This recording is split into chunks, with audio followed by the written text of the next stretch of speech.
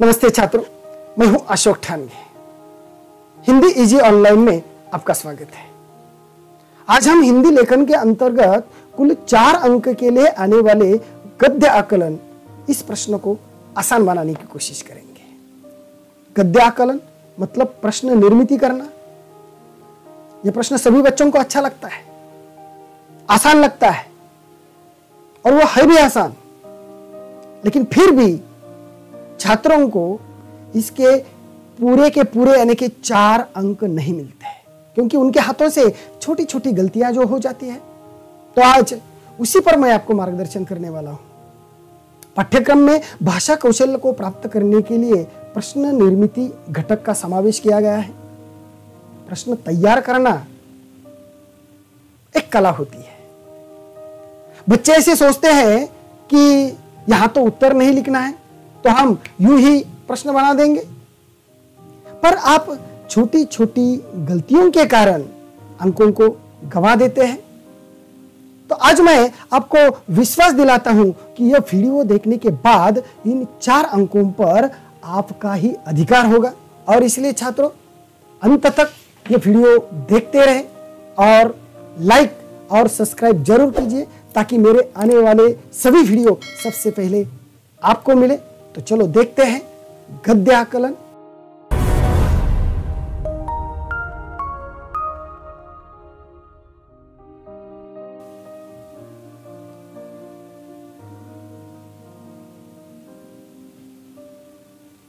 गद्य आकलन मतलब प्रश्न निर्मिति। गद्य आकलन करते समय या गद्य आकलन का यह प्रश्न हल करते समय कुछ बातों को हमें ध्यान में रखना आवश्यक है।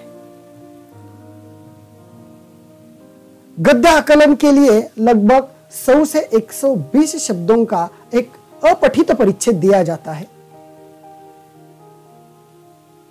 उस परिच्छेद को ध्यानपूर्वक पढ़कर उस पर आधारित 4 प्रश्न तैयार करने हैं।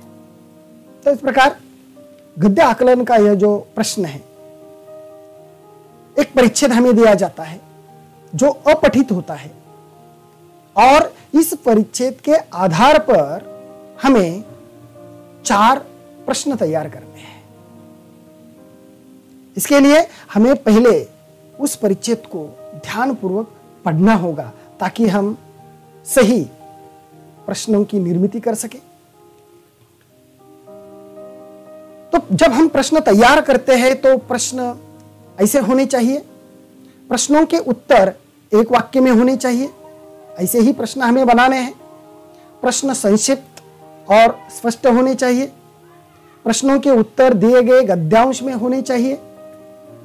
प्रश्न के अंत में प्रश्न चिन्ह लगाना आवश्यक है, तभी वह प्रश्न बन जाएगा। प्रश्न रचना पूरे गद्यांश पर होनी चाहिए। हमें प्रश्न का उत्तर नहीं लिखना है। बहुत सारे छात्र प्रश्नों का प्रश्न भी लिखते हैं और प्रश्न का उत्तर भी लिखते हैं, लेकिन हमें केवल प्रश्न बनाना है। शीर्षक दीजिए, सीख लिखिए, संदेश लिखिए जैसे प्रश्न हमें तैयार नहीं करने हैं। आकृति पूर्ण कीजिए जैसे प्रश्नों का समावेश गद्य आकलन में नहीं होगा। इस बात को भी हमें आवश्यक ध्यान में रखना है।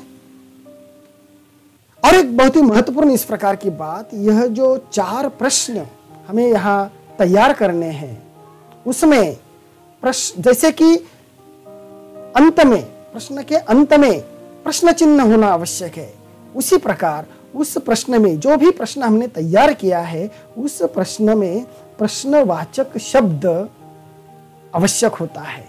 तो कौन से होते हैं ये प्रश्नवाचक शब्द? जैसे कि कौन, कैसे, किसका, क्यों, क्या, कितना, कहां, कौन। इस प्रकार के प्रश्नवाचक शब्दों का प्रयोग करके हमें प्रश्न बनाने हैं, और प्रश्न के अंत में प्रश्न चिन्ह अवश्य लगाना है। देखो, इस प्रकार का प्रश्न प्रश्न पत्र में या कृति पत्रिका में हमें दिया जाता है। निम्नलिखित परिच्छेद पढ़कर ऐसे 4 प्रश्न तैयार कीजिए जिनके उत्तर परिच्छेद में एक एक वाक्य में हो। देखो, प्रश्न अच्छी तरह से पढ़ो। निम्नलिखित परिच्छेद पढ़कर ऐसे 4 प्रश्न तैयार कीजिए जिनके उत्तर परिच्छेद में एक एक वाक्य में हो। यानी कि ऐसे 4 प्रश्न हमें बनाने हैं जिनके उत्तर परिच्छेद में होने चाहिए और एक एक वाक्य में होने चाहिए। इस प्रकार का स्पष्ट इस प्रकार का प्रश्न हमें प्रश्न पत्र में या कृति पत्रिका में दिया जाता है। और कुछ इस प्रकार का एक अपठित परिच्छेद हमारे सामने रखा जाता है। तो सबसे पहले हमें उस अपठित परिच्छेद को गहराई से ध्यानपूर्वक पढ़ना है। इस परिच्छेद को हम पहले पढ़ लेते हैं। मानव के जीवन में नारी का महत्वपूर्ण स्थान है, उसके बिना पुरुष अधूरा है। इसी कारण कहा गया है कि शक्ति के बिना शिव भी शिव बनकर रह जाते हैं। इसी कारण शिव को अर्धनारीश्वर कहा जाता है। नारी के 2 मुख्य रूप है। सामान्य रूप में वह अबला कहलाती है, किंतु आत्मसम्मान पर ठेस पहुंचने की दशा में वह चंडी का रूप धारण कर लेती है। उसे धरती के समान धैर्यवान माना गया है। अपने तप और सहनशीलता की शक्ति से वह देवताओं को भी विवश कर लेती है। सावित्री एक ऐसी ही भारतीय नारी थी। तो इस प्रकार का यह अपठित परिच्छेद हमें दिया हुआ है। इस परिच्छेद को ध्यानपूर्वक पढ़कर हमें 4 प्रश्न बनाने हैं। 4 प्रश्न बनाने के लिए कहा गया है, इसका मतलब ऐसा नहीं कि 4 ही बनाओ, आप 5 या 6 प्रश्न भी बना सकते हैं। एक आध ज्यादा प्रश्न अगर हमने बनाया तो भी चलता है। एक आध प्रश्न थोड़ा सा गलत हुआ तो भी हमारे अंक कम न हो, इसलिए एक आध प्रश्न हम ज्यादा बना सकते हैं। तो यह परिच्छेद अच्छी तरह से पढ़ लेने के बाद हमें 4 प्रश्न बनाने हैं। तो पहला प्रश्न हम इस प्रकार बना सकते हैं, पुरुष किसके बिना अधूरा है। देखो यहां इसका उत्तर है। हमें उत्तर नहीं लिखना है, लेकिन उन वाक्यों के आधार पर किस प्रकार प्रश्न बनाया है यह मैं आपको समझा रहा हूं। देखो यहां वाक्य क्या है, मानव के जीवन में नारी का महत्वपूर्ण स्थान है, उसके बिना पुरुष अधूरा है। मतलब नारी के बिना पुरुष अधूरा है। तो इसके आधार पर हमने प्रश्न बनाया, पुरुष किसके बिना अधूरा है, और अंत में प्रश्न चिन्ह। इस प्रकार का संक्षिप्त और एकदम स्पष्ट इस प्रकार का प्रश्न हमें बनाना चाहिए। और उसका उत्तर जो है लिखना नहीं है, लेकिन वो उत्तर इस परिच्छेद में होना आवश्यक है। और उसका उत्तर जो है वो एक वाक्य में ही होना आवश्यक है। दूसरा प्रश्न हम बना सकते हैं, अर्धनारीश्वर किसे कहा जाता है। देखो शिव को अर्धनारीश्वर कहा जाता है। तीसरा प्रश्न हम बनाएंगे, एक नारी चंडी का रूप कब धारण करती है।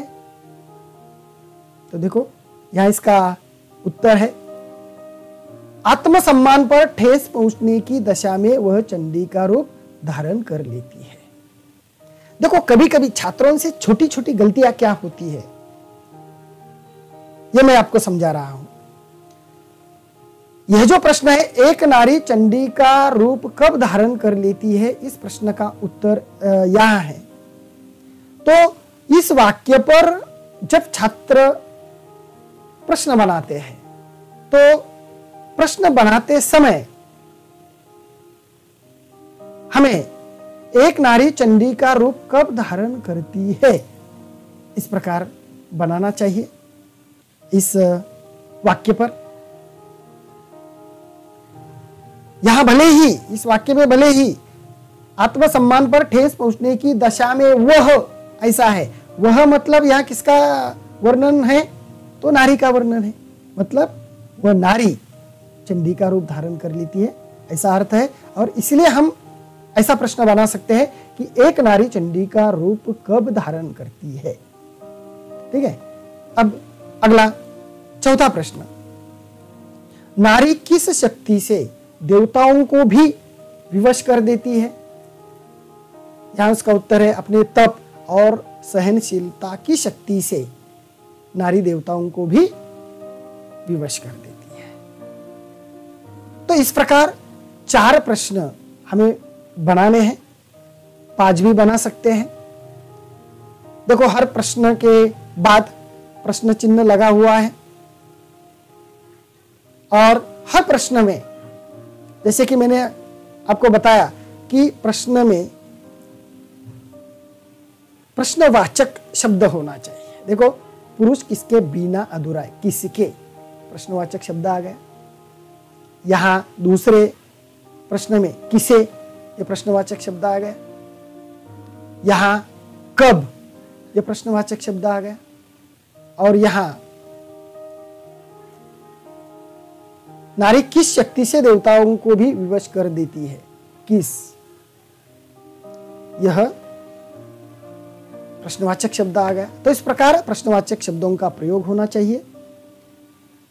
प्रश्न के अंत में प्रश्न चिन्ह लगाना आवश्यक है। शीर्षक लिखिए, सीख लिखिए, संदेश लिखिए। इस प्रकार का प्रश्न हमें तैयार नहीं करना है। तो इन बातों को हमें ध्यान में रखना आवश्यक है। तो इस प्रकार अगर आप प्रश्न बनाएंगे तो निश्चित रूप से ये 4 में से 4 अंक हर एक को मिल जाएंगे। तो मिलते हैं अगले वीडियो में। धन्यवाद।